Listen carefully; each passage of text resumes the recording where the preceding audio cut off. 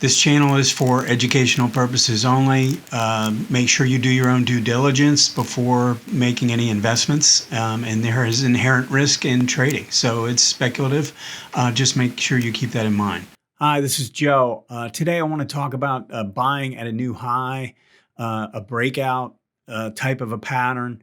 And I want to give a little bit more detail as to why I like this pattern so much. I know I mentioned in other videos how I'm sure a lot of people are kind of shy away from buying new highs because they think they're too late. If something is already at a new high, well, they figured that the move has already been made. But what I have noticed is that in many cases, the breakout to a new high is the start of a trend rather than the end of one. And I actually want to bring up a few things. Number one, some different people that have influenced me over the years. One is William O'Neill. He wrote a book called How to Make Money in Stocks years ago. He actually has Investors Business Daily, the newspaper. And one of the things that he has said is that it's a really kind of a paradox in that what seems to be too high usually goes higher, and what seems to be low usually goes lower. And I really agree with this. I think that you're going to need to understand that if something is down or trending lower, there's a reason for that. And a lot of it has to do with, I spend a lot of time talking about momentum on this channel. And momentum, if something is making new lows and carrying lower, the momentum is to the downside. And until that shifts, there's a likelihood that there's a continuation coming until something changes. So anyway, I just think that if you understand this concept, and there are others, Jesse Livermore is a famous kind of trader back in a while. He's an older trader, as well as W.D. Gann. And both of those kind of adhere to this same approach, which is waiting for a stock that has been trading in a big range, waiting for it to exceed that range to the upside before they even paid attention to it. I mean, Gann had tons and tons of charts being drawn. He drew some, but I think he actually hired people. Back then, they didn't have computers. He would actually have people drawing charts on them, and he wouldn't even look at them. He would let them do the charts on a monthly basis, and he wouldn't even look at them until they broke out of a multi-year basing pattern. Once they did that, then he felt like they had started a process of starting to trend to the upside, and that's really where he wanted to start looking at them. And so I've definitely adhered to this. Now, that doesn't mean that I don't want to buy a reversal trade. And I talk about that in cases using the 1, 2, 3 change in trend. I mean, you can definitely look for stocks that are down, but you don't want to buy them when they're trending lower. So let's just look at a few examples. General Electric, had made this move down back in 2017, had made a pretty big drop and had dropped down to this pretty important area from 2015. It's a big reversal area. And if you want to buy low, right? I mean, this is kind of the concept. You want to buy low when it's down. It's down near this prior low. It had made another bottom years ago. This is where you would buy low if you're buying low. The problem with that is the trend is to the downside, the momentum is to the downside, and I'm showing you here the relative strength, meaning how a stock's doing relative to the market is going lower. And when that's the case, I don't think you want to go diving in. You want to look for signs that the trend is changing and or at least the momentum is shifting. If we just step right in and buy right here, look at what happens. Sometimes it takes years to turn things around. So you don't want to just dive in because something's lower. You got to look for true signs that the trend is shifting. Now, I also don't adhere to the fact that, okay, this is taking out a new high, so I automatically want to buy it. I mean, there are some criteria that I want to see before I'm willing to do that. There are a lot of stocks when you buy a breakout that will fail. And so you've got, this goes back to getting good at being selective. You can't, obviously, if you tried to buy every single 52-week high, you'd probably have a pretty difficult time. There was a study done, though, of guys. What they did was they looked for stocks. They actually did a study of, I don't know how many years it went back, but they bought every single stock hitting an all-time high for the first time in 6 months or something like that. So it was a new all-time high, kind of coming out of a base, and then followed every one of those stocks over the course of the next year. And the performance was outstanding. They found that, I mean, you really wouldn't have enough money to do it, because when stocks are hitting new highs, and a lot of times it happens in unison, there's a lot of other stocks doing it at the same time.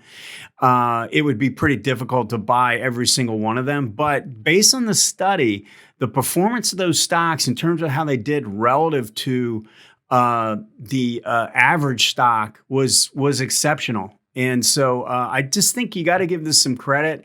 If you think you're going to always buy stocks down after they've underperformed, and buy the perfect time when it's turning around, I really think you're going to struggle. It's going to be a long road of trying to find stocks and really kind of pinpoint the reversals, which is very difficult to do. So let's look at a few other examples. So this is a stock that my partner and I bought years ago. I mean, this actually dates back to 2016. And I just thought it was a good example because if you notice, it's a low ADX pattern here. There really isn't any trend right now. It had gone through an up move and then it corrected for about 6 months or a year. And then it starts to break out here, and getting up through 80 basically was sort of a breakout above this high. Now, when I buy breakouts, I'm not always looking to buy a new high. Like, I wouldn't necessarily wait for 85 in this instance, but I want to see strength to the upside. I want to see something moving in my direction, the direction of the trade or the trend, before I buy. I don't want to buy when it's going down. Even if I have to go down to an intraday chart, I'm going to buy something that's moving in my favor and starting to reverse its trend that way. And so anyway, when you look at this and you see the low ADX and you see the momentum starting to improve based on the MACD, this is the type of pattern that you want to be getting into.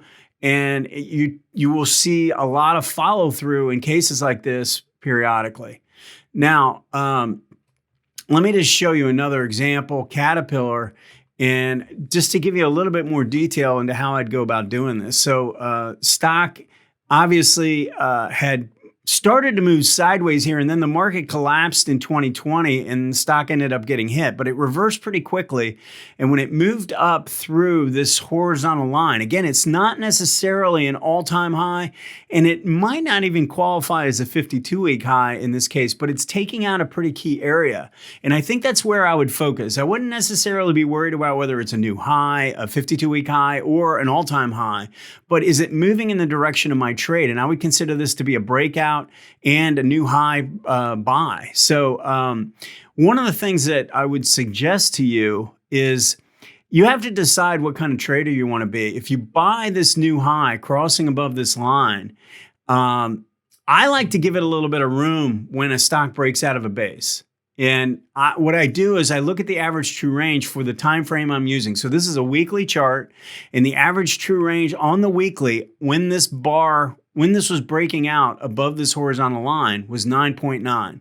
My suggestion to you is multiply that times 2, and you're coming up, it's right about $20. You need to give this breakout about $20 in order to see it through. Most of the time, because a lot of stocks will move up and then they'll kind of channel around, or they'll falter a little bit before they're really ready to take off. If you think that every single breakout is going to break above this line and then never come back below that line and just keep going, you're going to struggle, because that just doesn't happen all that often. You have to figure out the range of a stock, the normal volatility for a stock, and give it that room around the breakout area. And then you can see these through.